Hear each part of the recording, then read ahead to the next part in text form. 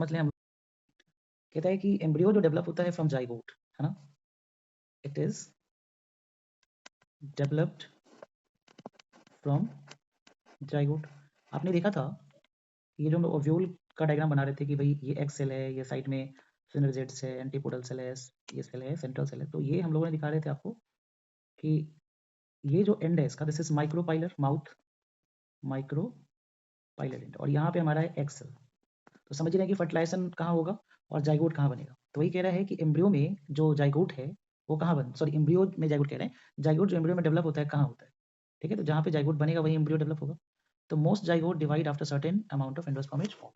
तो आपने क्या देखा था कि जो सेंट्रल सेल है ये बना रहा है क्या, एंडोस्पर्म, और एग सेल क्या बना रहा है आपका, ये बना रहा है जाइगोट। तो zygote develops into what, embryo, using the endosperm. Endosperm क्या है, ये सोर्स ऑफ फूड है किसके लिए, डेवलपिंग एम्ब्रियो के लिए, ठीक है। तो कह रहा है कि एम्ब्रियोजेनी, एम्ब्रियोजेनी, तो एम्ब्रियोजेनी किसको कहेंगे, बोलो। तो इट इज अर्ली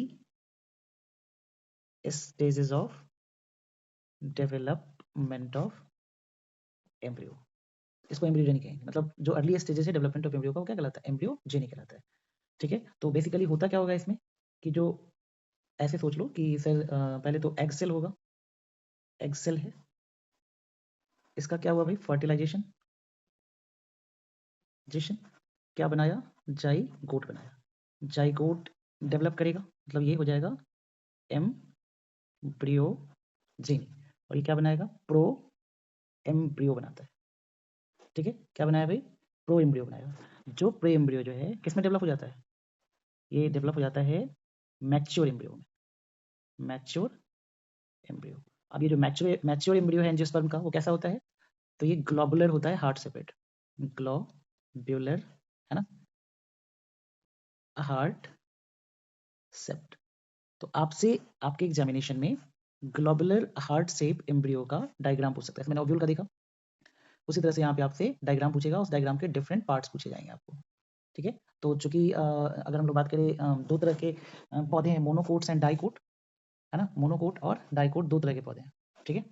तो इस तरह से अगर आप सोचो कि मोनोकोट में क्या होगा, डाइकोट में क्या होगा, तो निश्चित तौर पे डाइकोट मोनोकोट यानी कॉटिलिडन है। तो अगर हम लोग टिपिकल डाइकोट एम्ब्रियो की बात करें, किसकी बात कर रहे हैं हम लोग, टिपिकल डाइकोटिलिडन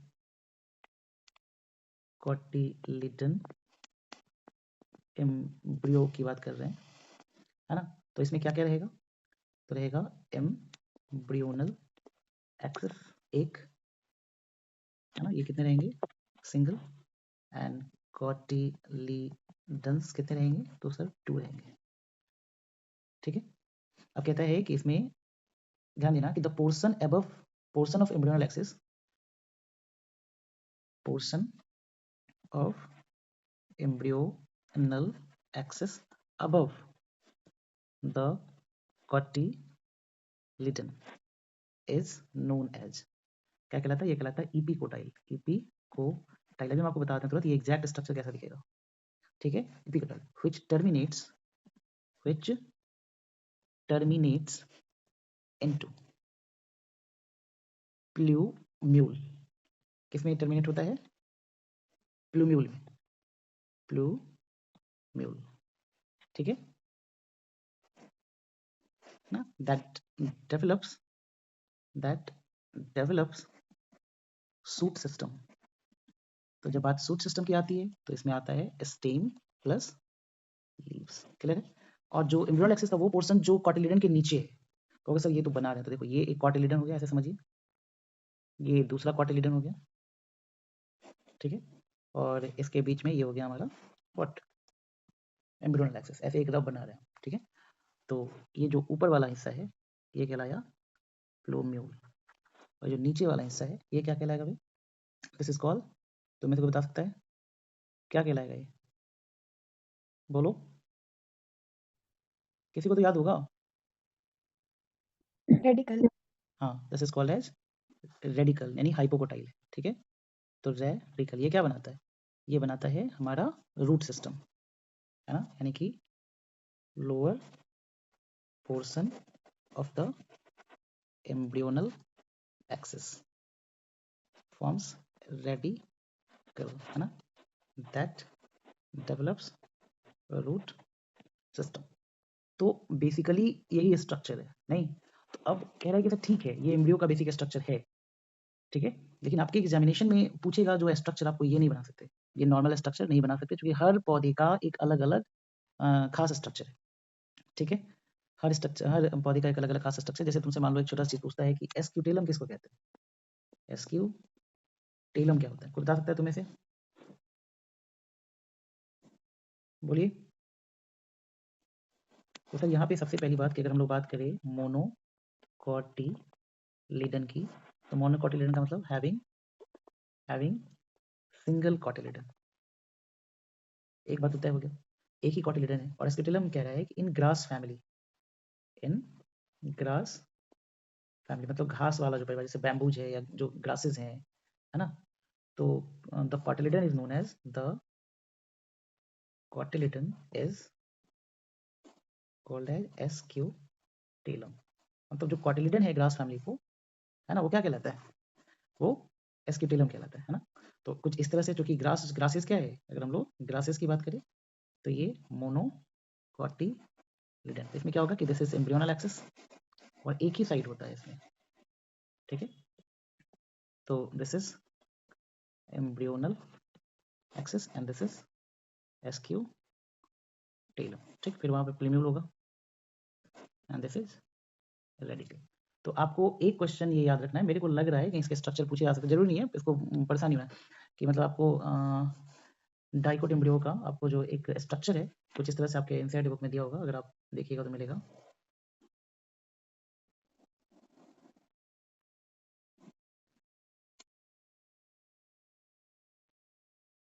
ठीक है, चलो इस तरह से कुछ एक स्ट्रक्चर आपको देखने को मिलेगा, इसमें थोड़ा सा मिस्टेक करना थोड़ा मिलेगा,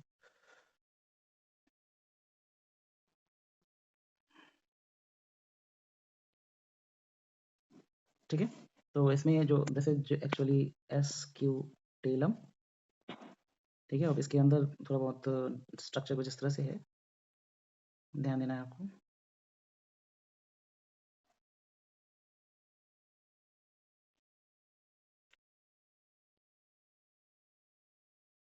और इसको बनाते समय बहुत ज़्यादा खुद को परेशान नहीं करना है, बस सिंपली बना देना है ना, जो भी बनाएंगे वो कटेगा नहीं, सेप कुछ इसी तरह का होना चाहिए, ठीक है, और ज़्यादा परेशान इसको नहीं होना। This portion is called as coleoptile, और यहाँ जो है, यहाँ this area this is shoot apex, मतलब उसका ऊपरी हिस्सा है, और एक्चुअली सूट अपेक्स जो है यहाँ देना चाहिए मेरे को, देखो उसे इस हिस्से में दिस इज सूट अपेक्स, और ये जो पोर्शन है दिस इज ईपी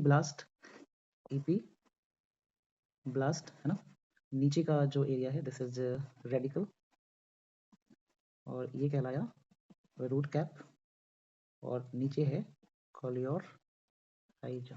तो ये स्ट्रक्चर आपको याद रखना है, ये डाइकोट एम्ब्रियो है, मोनोकोट एम्ब्रियो है, ये हमारा LS of an, embryo of grass, तो एम्ब्रियो ऑफ ग्रास बोलो या आप क्या बोलो, मोनोकोट एम्ब्रियो, ठीक है। और अगर डाइकोट एम्ब्रियो की बात करें तो सो सिंपल, कुछ सोचना ही नहीं है इस एम्ब्रियो के बारे में, ये कुछ इस तरह से है, बना दीजिए लटकता हुआ, और मैं आपको बता रहा हूँ बार बार कि कोई कंफ्यूजन नहीं रखना है, जो बनाओगे सब सही है, बस ये थोड़ा बहुत मिलना चाहिए। तो ये जो एरिया है दिस इज प्लेम्यूल, इसके ये दो कॉटिलिडन्स हो गए, दोनों, दिस इज हाइपोकोटाइल नहीं, और ये जो नीचे का एरिया होता है इसका ऐसा, this is root cap and this is radicle, ठीक है, ये हो गया डाइकोट एम्ब्रियो। तो इस तरह से हम स्ट्रक्चर्स दिखा सकते हैं ठीक है। तो एक ये मेरे हिसाब से मोनोकोट का इंपॉर्टेंट है, जो आप बेसिक याद रखिए, एग्जाम में आप आसानी से लिख पाएंगे, ठीक है। इसके बाद हमारा है सीट, ठीक है, और छोटा सा अगर आप देखना चाहें तो आपने क्या देखा इस वाले पहले, एक छोटा सा चीज़ जो है मैं आपको डिस्कस कर दूं, यहाँ जो देख रहे हैं आप, ये कॉली और ये कहाँ गया, हाँ, ये कॉली हॉराइजा है ना, ये है क्या बेसिकली, ये अनडिफ्रेंशिएटेड सीट है जो किसके ऊपर पाया जाता है, रूट कैप के ऊपर पाया जाता है, मतलब अनडिफरेंशिएटेड मास ऑफ सेल है, मतलब undifferentiated seed found above the root cap of monocotyledonous embryo. ठीक है, तो एस्क्यूटेलम एंड कॉलियोराइजा दोनों किसमें पाया जा रहा है? मोनोकोट्स में पाया जा रहा है। ठीक है, कोई डाउट नहीं इसमें। चलिए, अब अगर हम लोग सीड की बात करें तो दो तरह के सीड हैं अवेलेबल मार्केट में, क्योंकि आपको पता है कि seed is what, this is fertilised ovule, ये सीड कहलाता है। ठीक है, fertilised ovule is called seed. अब कह रहा है कि एक सीड में क्या क्या हो सकता है, तो सर वो मोनोकोट का है या डाइकोट का है? तो मोनोकोट का हो या डाइकोट का हो, ध्यान दीजिएगा। अगर मोनोकोट का है तो मोनोकोट एम्ब्रियो जो डिस्कस किया वो सारा कंटेंट आ जाएगा, डाइकोट का है तो डाइकोट आ जाएगा। मतलब इट कंसिस्ट, सीड क्या कंसिस्ट करेगा? इट कंसिस्ट्स ऑफ, सर अभी पढ़ा हमने, तो एम्ब्रियोनल एक्सिस, ठीक है, कॉटिलिडन,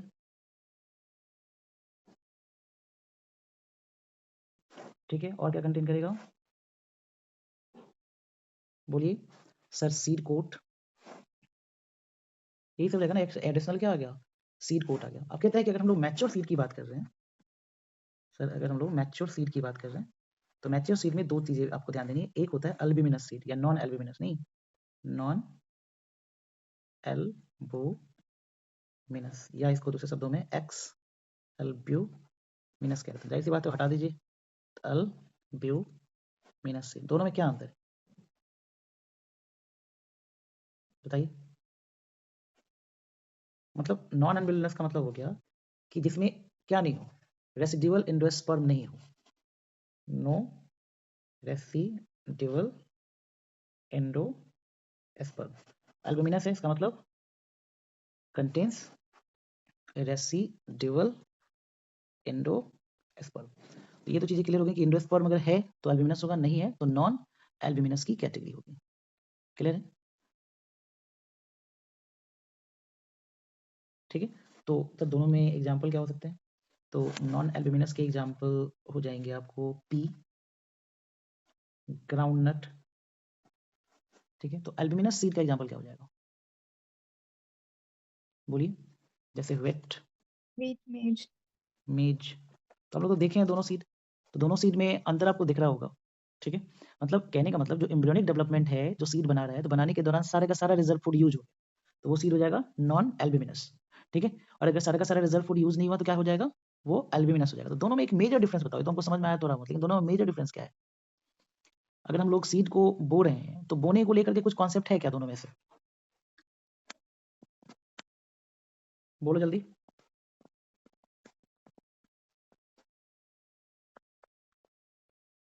अब एक छोटा सवाल जो बिहार बोर्ड कभी पूछा है कि पेरिस्पर्म क्या होता है? तो देखो, आपने देखा था, जो आपने फीमेल गैमेटोफाइट का स्ट्रक्चर देखा, बच्चा लोग ध्यान से देखिएगा, आपने जो फीमेल गैमेटोफाइट का स्ट्रक्चर देखा, तो मैंने आपको बताया था कि फिर यहाँ जो सेल्स होते हैं ना इंटेगमेंट के अलावा, these cells are called nucellus. क्या कहलाता है? Nucellus. कह रहे हैं कि ये न्यू सेल्स ना खत्म हो जाता है, लेकिन अगर ये रेसिड्यूअल है, अगर ये है बचा हुआ न्यू सेल्स, ठीक है, तो वो क्या कहलाता है? Some seed like black pepper, beet, है ना, contains nucellus called as perisperm. ठीक है, some seeds like black pepper, beet contains new cellus called as the कौन सा कंटेंट? न्यू सेलस में रेमिनेंट न्यू सेलस कुछ अमाउंट में, ठीक है, contains nucellus called as perisperm. I hope clear होगा ये पूरा। तो सीड भी क्लियर है, जिसमें आपसे एक रिक्वेस्ट होगा मेरा कि आप ज़्यादा नहीं, कास्टर के सीड का स्ट्रक्चर याद कर लीजिएगा। ठीक है, किसका स्ट्रक्चर? कास्टर सीड लिख लो, देख लेना गूगल पे दिया हुआ है, तो फिर उसमें भी टाइम लगेगा। मतलब आपको क्या करना है? एक कास्टर सीड, कुछ नहीं, सिर्फ इसका एक स्ट्रक्चर देख लीजिएगा, ज़्यादा दिमाग नहीं लगाना है। ठीक है, सीड के बाद हम लोग बात कर रहे हैं किसका? सर फ्रूट्स का। नहीं तो आपने पढ़ा है कि ripened ovary is known as, क्या कहलाता है? फ्रूट्स कहलाता है। ठीक है, तो हमारा कहना है कि फ्रूट्स कहलाता है। तो ये जो फ्रूट्स है ना, वो दो तरह के हैं। आपको एक नाम सुना है अपने, ट्रू फ्रूट, और दूसरा कौन सा है? False fruit. दोनों में क्या अंतर होगा भाई? बोलिए, बताइए।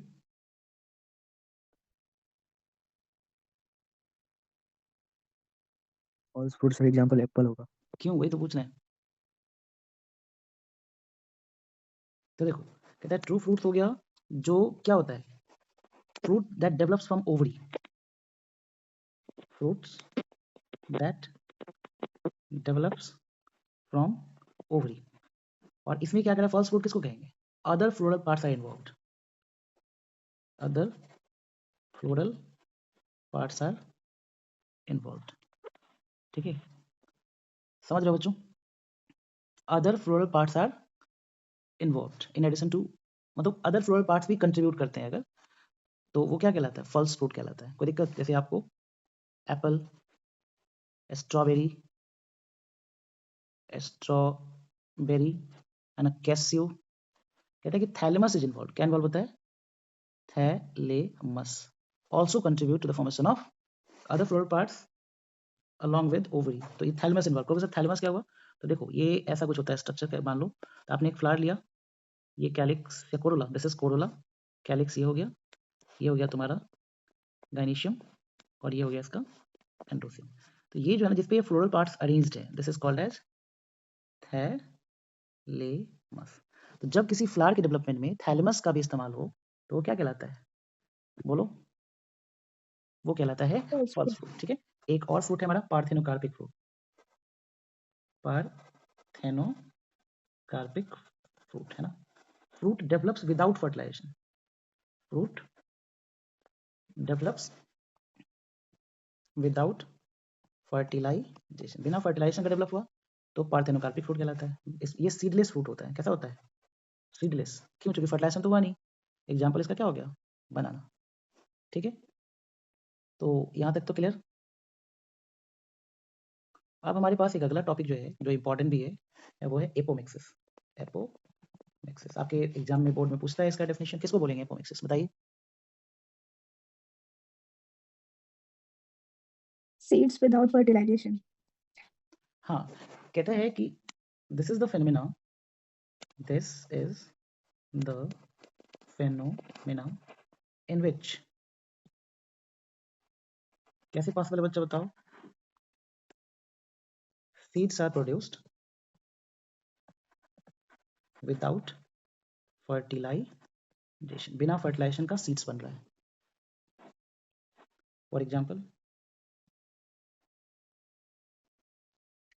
Asteraceae